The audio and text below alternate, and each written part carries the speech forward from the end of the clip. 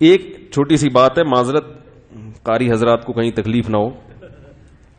میں نے دیکھا ہے مدرسوں میں جو بچے پڑھ رہے ہوتے ہیں ان میں بعض قاری، سب نہیں بلکہ اگر یوں کہوں بہت سے قاری، بعض تو چھوٹا لفظ ہو جائے گا، بہت سے قاری بچوں سے بہت زیادہ چیخواتے ہیں. یہ صحیح نہیں ہے، اس سے بچے کے دماغ پہ بھی اثر پڑتا ہے، اس کی صحت پہ بھی.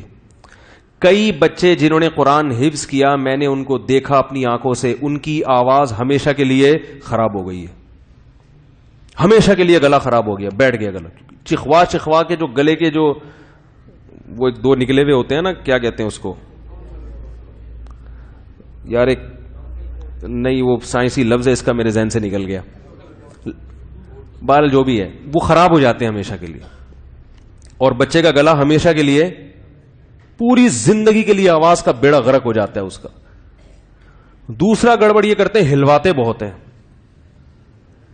یوں یوں یوں یوں، ذرا سا پڑھ رہا ہوں ہل زیادہ رہا ہے، پڑھنے پہ توجہ، بس وہ کہتے ہیں ہلتے رہو بیٹھ کے.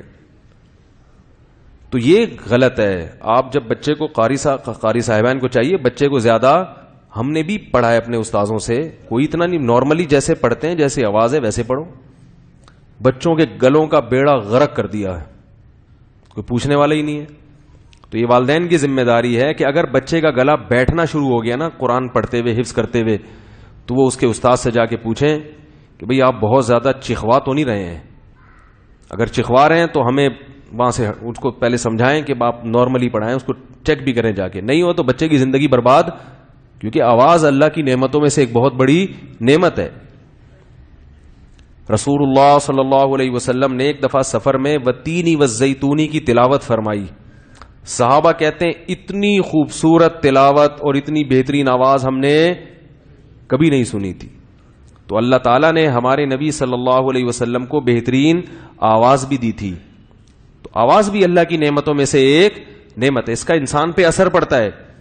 آواز ہی بچے کی بیٹھ گئی، کہیں بھی بات کرے گا جا کے تو وہ سننے والے کو کیا ہوگی، اس سے تکلیف ہوتی ہے. وہ نہیں، جیسے اچھی آواز سننے میں انسان کو سکون ملتا ہے تو کرخت آواز سننے میں انسان بے سکون بھی ہوتا ہے. قدرت کی طرف سے اگر ہو تو ایک الگ بات ہے، آپ جان کر اپنے بچے پہ بوجھ ڈال کے اس کی آواز کو بگاڑ دیں اور کمر کے مسائل پیدا ہو جاتے ہیں، اس سے کئی گھنٹے جو ہے نا کبڑی کمر کر کے بیٹھے رہتے ہیں. تو پہلے صحت ہے بھائی، اس کا خیال کرنا ضروری ہے. اور یہ جو قاری لوگ کہتے ہیں اس کے بغیر بچے پڑھتے نہیں، تو آپ کو پڑھانا آتا نہیں ہے معذرت کے ساتھ.